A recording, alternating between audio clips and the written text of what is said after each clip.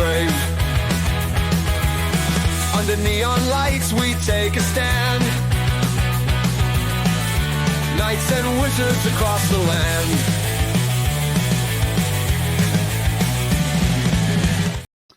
Good morning and welcome. It's about 10 o'clock in the morning here on March 5th, Ash Wednesday. And we're taking a look at this little tabletop role-playing game product known as Weird Little Guys. Obviously, the biography of my life by Brieger Creative. Total transparency, this was sent to me by Brieger. Don't know why.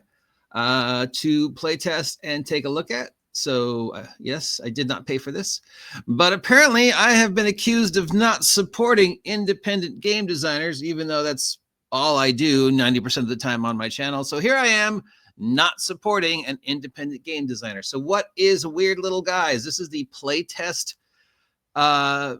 unfinished version. So there's going to be some unfinished stuff. It's from Bashir Gross and John Brieger. They are looking for a sensitivity and cultural consultant. That's the topic of a separate vlog, but yeah. They claim there's no AI, but there's no art in here whatsoever. So it definitely needs art, and that's definitely going to be one of my complaints. A layout, I'm mostly okay with it. The table of the contents is at the end instead of the beginning. I'm not sure why. Maybe that's just a thing. We have spots for art. Basically, this is an NPC guide, a guide to creating and maintaining and running memorable NPCs. And they built it around the whole idea of the NPCs being weird little guys. Because what is the one thing the players always focus on? You know, it's always that weird little guy that they met in the adventure, that one NPC that stood out. You know, be it a quirky shopkeeper or a rogue or a mysterious dragon or just some you know, the little kid that wanted them to buy him ice cream. You know, there's always just that one little thing that stands out. And sometimes it's a momentary NPC that just parks their interest and gets them talking and they're never seen again. Or other times they're the NPC that end up becoming really, really important to them, like young Keg, who was 22 years old and could still dance. You know, we all have those stories about the cute fuzzy that the player characters fall in love with for no reason. So these guys have taken that and really run with that. Now, going through my whole, can you sell me this on less than, 2-minute elevator first look. Okay, we've got a cover, we've got an introduction, we've got a what is the weird, what are these? They talk about the philosophy behind these weird characters, and by weird we don't necessarily mean quirky or silly or comedic. It's just something that's a little out of the ordinary, something that little makes them stand out. Whenever I think of NPCs, I think of the speech that Brad Pitt's character gives Matt Damon's character in the first Ocean's 11 movie about the character he's playing when he, pretends to be the Nevada Gambling Association dude. The whole idea of stand out but be forgettable. And that's what an NPC should be, right? Because you want the NPC to be stand out enough that the player characters associate with it and the NPC has the story to tell that it needs to tell. But you also don't want it to be so standoutish that the player characters become obsessed with it and, I don't know, adopt it or kill it. So that's definitely when they're talking about the surface weird, the characters that have an instantly recognizable quirk, something that makes them different. Like, I don't know, this character's kind of fascinated with shoes. And then the deeper weird, where the characters, have that long-term story where you really need to get into knowing them to understand why this character has a fascination with shoes. So that's the theory of weird. And then we have the using the book. Would have liked some art, maybe an example. And then we have some wasted space that I assume there's going to be art here. And then we get into the NPCs. So we have the surface weird characters and the deeper weird characters. And again, the surface weird characters are maybe one and done NPCs, or the idea that this is characters got something on the surface that really makes them stand out. But, it's not meant to stand around for a long period of time. There's just something about them that makes them different enough, but then you forget them. And then we've got just some sample characters. Some of them are very specific. Like this one is a reverse mermaid character whose head is a fish and body is humanoid, which would definitely stand out. Yeah. And then we move on. We've got the idea of a character who is the perfect servant, sort of this amorphous blob that dedicates its life to being the perfect servant for others, and it takes on whatever the shape the individuals want that they picture to be the perfect servant, and that's its whole life is just serving others. So all these are individuals.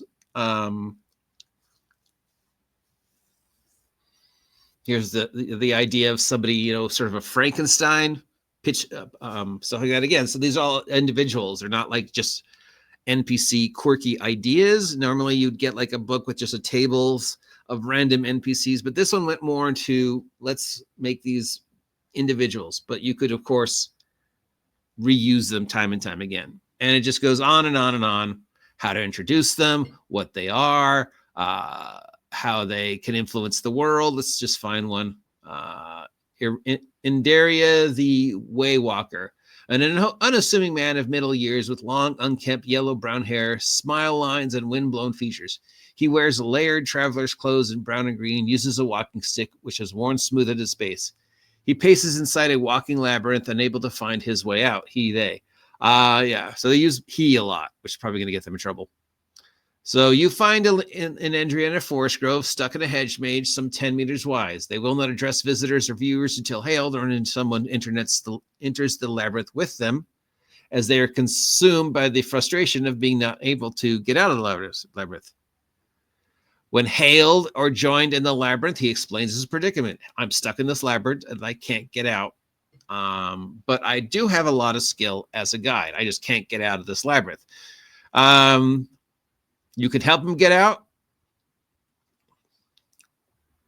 but you just have to guide him. So it's the ultimate escort quest, step by step, even as he gets more frustrated about how helpless he is when he couldn't find the way out on himself.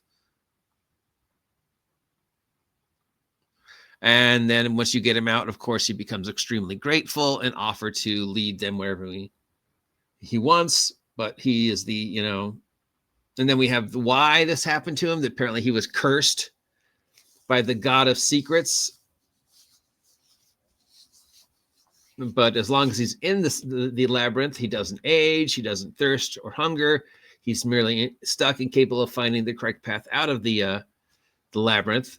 But once he realizes how long he's been trapped, he can, lead people to places, but or other than that, he's more like, okay, what do I do about this world that has changed so much? What happened to my family? How long have I been trapped? I can take you to places. I can point out places that the maps don't show anymore because I remember when we were there.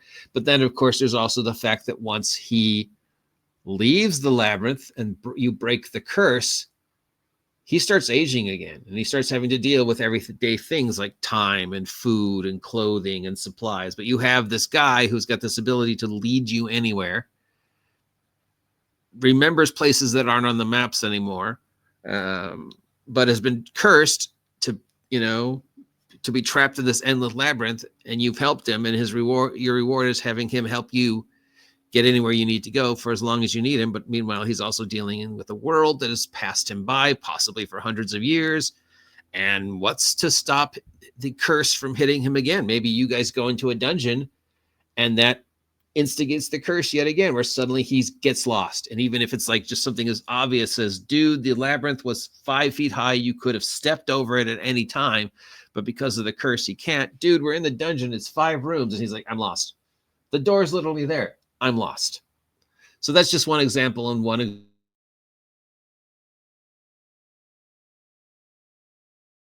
what their hopes are, what their fears are, what the minor thing is, what the major thing is, over and over and over again. Just a collection of NPCs that are all a little quirky, a little different, we've got Veronica, the ghost detective. And we got some empty space, which I don't like to see. And then we got some of the ones who are more, quirky. Here's like a robot. Here's a fairy. Here's a supervillain that's now turning into a hero. Here's a twig-like folks. These are like, so now we have like the more weird, quirky little characters more people are used to. The small little quirky little, pixies, the robots, the whatever. So here's a whole bunch of those. And again, we've got the, initial description, the initial weirdness, the deeper weirdness, the short-term story that can revolve around this character, the long-term story that can revolve around a character. Here's a teeny little brownie. Here's a centipede, a talking centipede. Here's a little kid with a pet dog.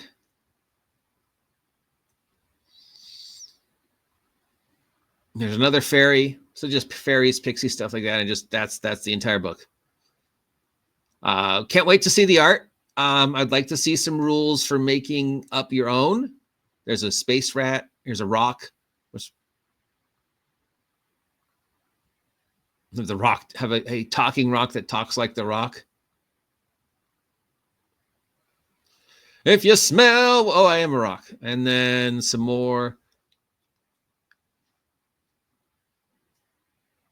And then here's the characters that are like just, here's this one's called the guys.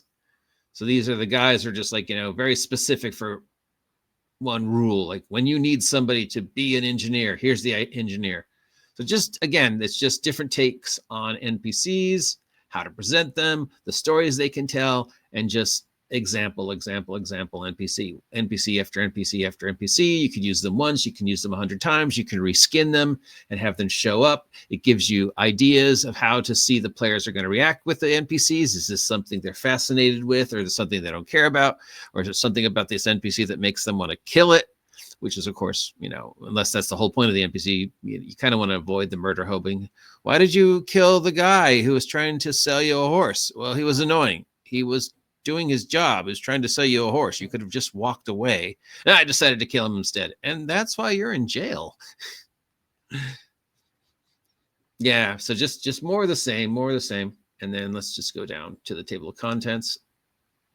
So we got weird little guys. All right. And yeah, no character record sheet. It's system agnostic. No art yet, but it's obviously space for art. No example, so just generally an NPC guide. It's missing the make your own random table, which is always nice to see. But it gives you a couple dozen to fill in the blanks if you ever need a quirky NPC. I think I'd like it maybe a little bit more situational based, because now I'm just looking through this and I have to plan ahead. When am I going to throw in Queerlock, the talking toadstool? I have to have a situation now where there's toadstools and one of them can talk, so I can use this NPC.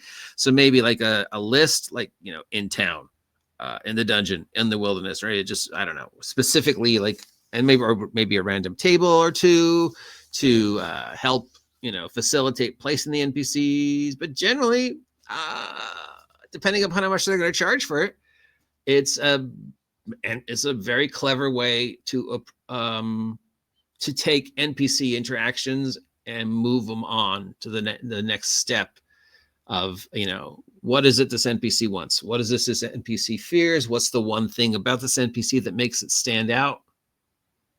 What's the one thing that, that they fascinate on, or they forgettable? Or is it an NPC they love? Is it an NPC they hate? Does this NPC start the whole murder hobo, let's kill every NPC in town? I don't know. Why did they go with weird little guys and make it feel like it's all just focused on men, which we know in this day and age is something that will get them problems, especially if they're also going to have a sensitivity and cultural type person who can tell them about the sensitivity and cultural ramifications of these imaginary characters. Well, somebody might find your talking toadstool character insulting or stealing from the culture of the mythology of talking toadstools. So I think you need to remove that. And you shouldn't kill it weird little guys, because that's just saying that you prefer men over women, and that's just not fair. That's discriminatory. Just make it weird little folks or weird little things. Though weird, somebody can mean just you're like mentally handicapped. So we don't want to call anybody weird. So maybe we should just change the name. Yeah, they're going to get that. We know that's going to happen. Because you can't appease the woke. It's weird that me, a liberal Democrat, complains about the woke and how they have just poisoned the gaming industry. But it's, it just goes to show that being woke has nothing to do with being Democratic or being Republican. I'm a Democrat, I'm a liberal, and I hate almost everything the woke does. I hate the idea that now our games need cultural and sensitivity advisors, and we have to worry about things like, describing things, and hopefully that will end. I think it's ending every day. So yeah, thanks guys for sending me your little thing. It's very clever. It's very cute. I would have liked to see a little bit more art, maybe a random table. But I do love the idea. And it's an idea that everybody who is dealing with the frustration of NPC maintenance could definitely help. And you get this cavalcade of a variety of NPCs that you can use in situations to spice things up. And the idea that every NPC has a short story to tell, a fire and forget story, but also the possibility of a longer story depending upon how much or how little the players interact, and ideas of like, well, okay, they didn't really like that NPC, so I can shuffle them back, but maybe they can reappear in a different form later on. By using the NPCs, it gives me an idea of what the players want to interact with in the world. The NPCs are my eyes, my ears, and my voice. So that's cool. And we know there's tons of NPC guides out there and tons of books of NPCs, always just huge collections of NPCs. But the NPC books are usually very world specific. This one has just, fantasy NPCs, modern day NPCs, outer space NPCs, even superhero NPCs. It has creature NPCs. It has PCs NPC. It has a rock, as an NPC. So it offers you a variety of a mix and match. So I really can't find anything bad about this. I guess the end would be how badly they dump into the whole cultural sensitivity whirlpool, what the art looks like, and how much they'll charge for it. Like, I paid $20 for this if it was something I was interested in, yeah. So I wish you all the luck. Thanks for sending it to me, guys. Again, this was sent to me out of the blue to playtest. I will post all the links that they gave me if you want to playtest it, or contact them in the description. Thank you, weird little guys. As a weird little guy, I appreciate the weird little guys in the universe. So thank you for sending me this game. Talk to you later. Television glows, screaming flies, tiger flies at the lights. Every night we don't fight, take the sides with the sides, bitchy shows and the escapades. That's the arcade, pixelated porn, less than day.